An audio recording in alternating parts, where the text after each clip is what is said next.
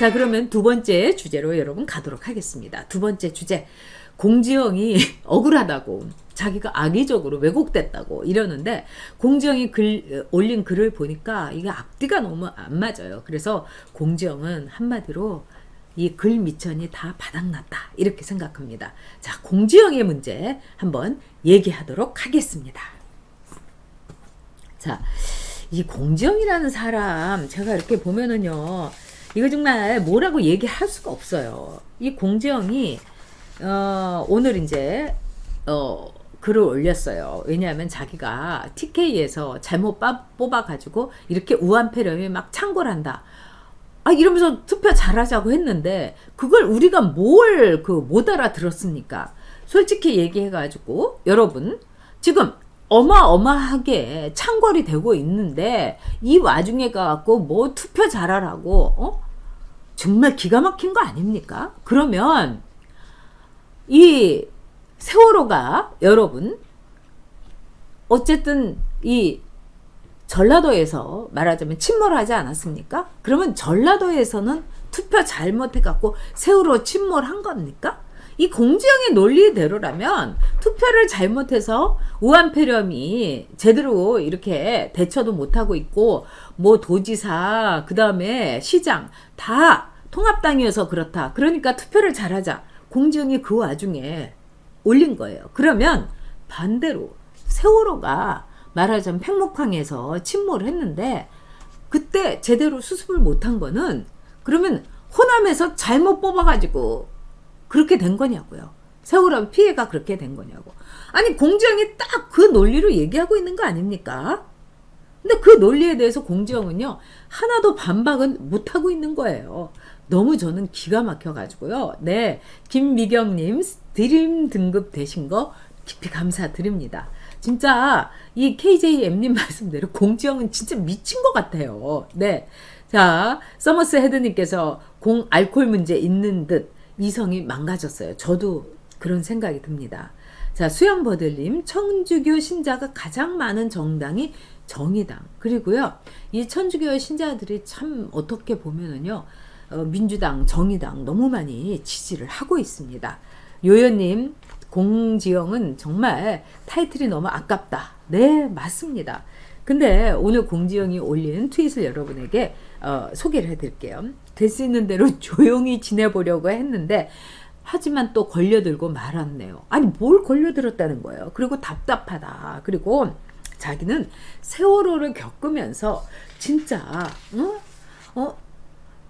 자기가 박근혜 때문에 이렇게 됐다고 생각했다. 그래서 우리가 투표를 잘해야 된다고 생각했다는 거예요. 그러면은 지금 우리가 문재인 때문에 이 꼬라지를 당하고 있는 거, 중국인 입국 금지 안 해가지고 다른 나라 130개국이 중국인 입국 금지를 하고 있는데 우리는 하지 않았지 않습니까? 그래가지고 이렇게 일파만파로 퍼졌는데, 그래서 우한폐렴이 지금 코리아 폐렴, 대구 폐렴이 돼가고 있는 거예요. 거기에 대해서 공지영은 한마디도 안 하면서 주저리 얘기를 하고 있어요. 자기가 세월호를 겪으면서, 메르스를 겪으면서 정치란 우리 밥상에 오르는 농약의 농도, 우리 아이들의 최저임금, 우리 아들의 병역 일수, 내 딸의 귀갓길 암심, 이런 거하고 다 공기 중에 방사능 수치를 결정하는 무서운 것이라는 걸 자기가 깨달았다는 거예요. 그러면서 문재인 정권이었다면은, 최소한 박근혜 정권이 아니었다면 세월호 아이들이 적어도 그렇게 보내지 않았을 거라고 자기는 확신한다. 아니, 이게 논리적으로 여러분 큰 모순 아닙니까?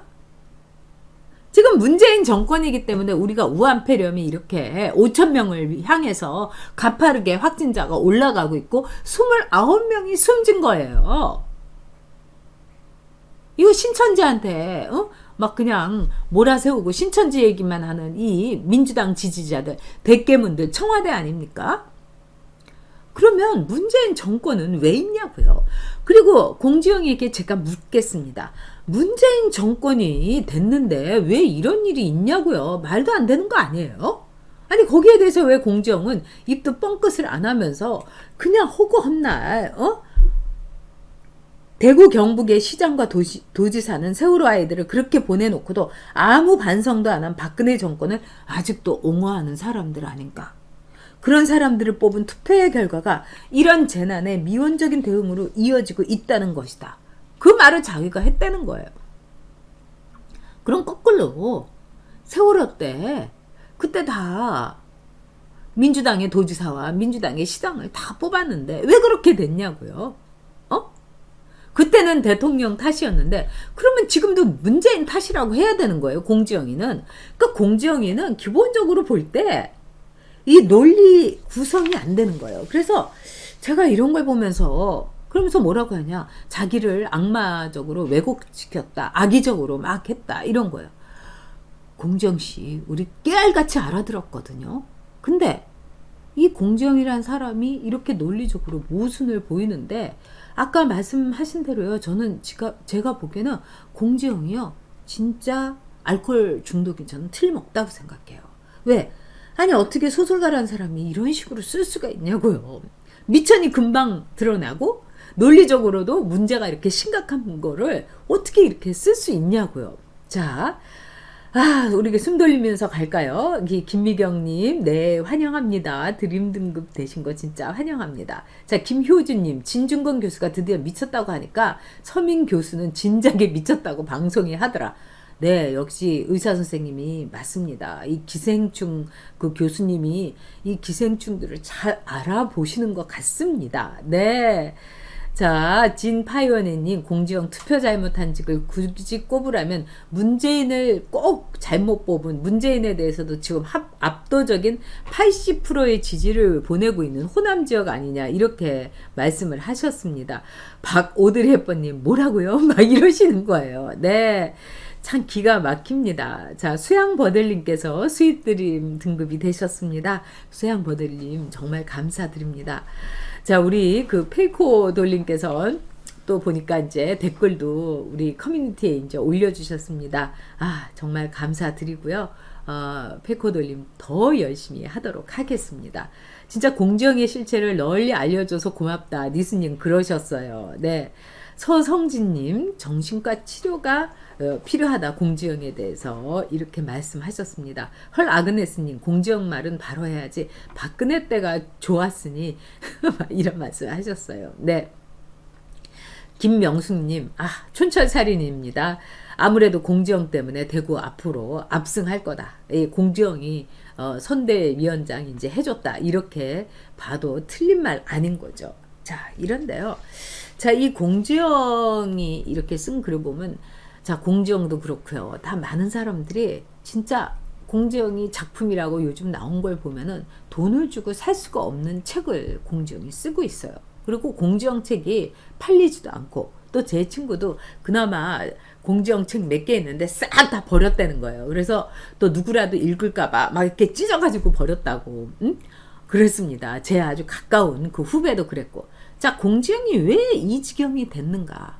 그러니까 공지영도 이젠 소설가가 아니에요. 글을 쓰는 사람이 아니라 그냥 정치꾼이 돼버린 거예요. 그러니까 곱게 미친 것도 아니고 정말 추하게 미친 게 공지영이라는 소설가가 아닌가 싶습니다. 그리고 지난번에도 제가 여러분들하고 막 얘기를 했지만 맞춤법도 틀리고 사람 이름도 틀려요. 그러니까 이 술에 취해 가지고 막 이렇게 글을 올린 것 같아요. 정말 무슨 약에 취한 것 같은 사람들이 올린 글, 이거 제정신으로 쓴 게 아닌 글, 이런 거로 공지영이 지금 올린 게 아닌가 싶습니다. 네, 나라님께서 이만희 가짜 시계 좀 설명해 주세요. 제가 보기에는 이 이만희 시계는 가짜가 분명합니다. 왜 그러냐? 이 박근혜 그 대통령의 스타일을 제가 잘 알기 때문이에요. 박근혜 대통령은 외국에 말하자면 뭐 미국에 가고 이럴 때 하루 종일을 말하자면 그 사람들을 선물에 대해서 그걸 골랐어요. 그래서 제가 좀 안타깝기도 했습니다. 아니, 지금 우리가 선물 고를 때가 아닌데. 근데 그만큼 자기가 누구한테 주는 선물이라든가 이런 거를 깨알같이 챙겼어요. 그리고 어디다 꽃 보내는 거라든가 화환 보내는 거, 또 이런 거에 대해서도요, 다 명단을 체크를 했어요. 그러니까 자기 이름으로 화환 보내는 거 사실은 이제 그건 아랫사람들이 알아서 합니다. 정당 같은 데는 이 명단이 있고요. 그래서 또 뭐 한나라당 대표 박근혜 이렇게 하더라도 그거는 박근혜라기보다는 이 한나라당의 대표의 자격인데 박근혜 전 대통령은 박근혜라는 이름에 굉장히 말하자면 집착을 했어요. 그래서 하나하나 챙겼어요. 그래서 박근혜 그 대통령 시절에 이 박근혜 대통령 이렇게 써 있는 시계, 이거는 정말 아주 희귀했어요. 왜? 다 명단, 시계 하는 거 다 명단 보고 누가 갖고 갔다 이거 다 확인했다는 거 아닙니까?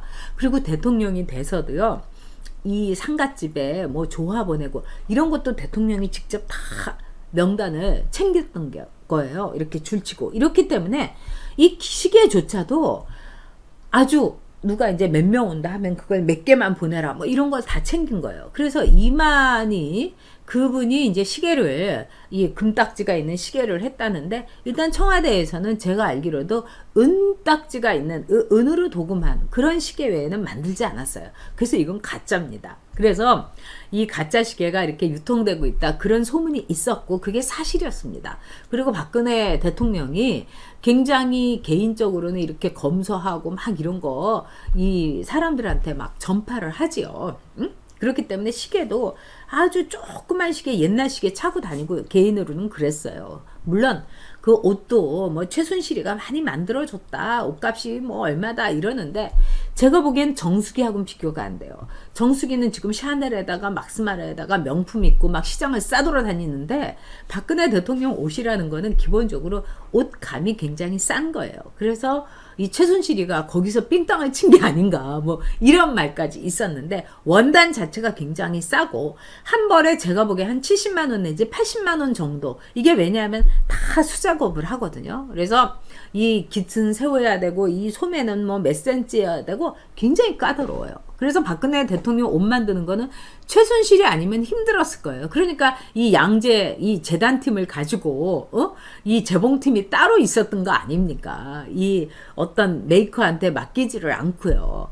그런 점에 있어서 그 시계는 저는 가짜다. 그 다음에 이만희가 이 와이셔츠도 안 입고 반소매를 입고 오면서 절을 하면서 일부러 그 시계가 드러나게 하지 않았습니까? 이거는 제가 볼 때는 이 박근혜 시계를 내가 차갖고 박근혜 뭐 신천지 새누리당 막 이 연결을 지어주면서 문재인 정권한테 나 이렇게 했으니까 나 좀 잘 봐줘, 이 엄지척이 그거 아닌가 싶어요. 그래서 저는 개인적으로는 저는 가짜다 이렇게 생각을 합니다. 그러니까 또 가짜일 거예요. 왜냐하면 박근혜 대통령 스타일이 있기 때문에 꼼꼼하게 다 따지기 때문에 그렇습니다.